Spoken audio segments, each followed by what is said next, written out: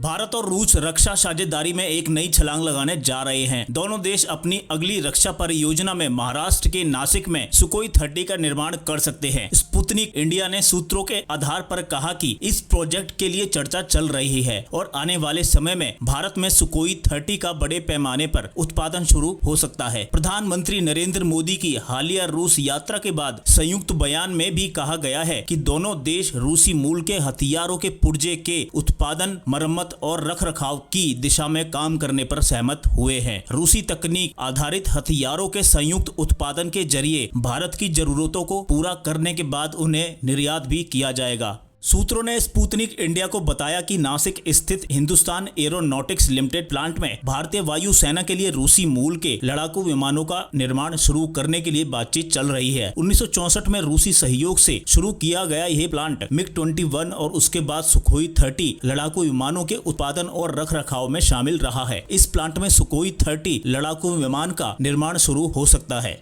इस समय भारतीय वायुसेना के पास सबसे ज्यादा सुखोई 30 विमान हैं। भारत और रूस के बीच हुए समझौते में 272 सुखोई 30 विमानों का सौदा हुआ था, जिनमें से काफी संख्या में विमानों का उत्पादन HAL प्लांट में हुआ था। पूर्व ब्रह्मोस प्रमुख सुधीर कुमार मिश्रा ने कहा कि सुखोई 30 एक आधुनिक लड़ाकू विमान है जिसका इस्तेमाल अगले 2 से 3 दशक तक होगा। इसलिए इसे घरेलू स्तर पर बनाने से न केवल घरेलू जरूरतें पूरी हो सकती हैं बल्कि निर्यात मांग भी पूरी हो सकती है। इस प्लांट का इस्तेमाल भविष्य में रूसी मूल के विमानों वाले देशों के विमानों की मरम्मत और रखरखाव के लिए भी किया जा सकता है।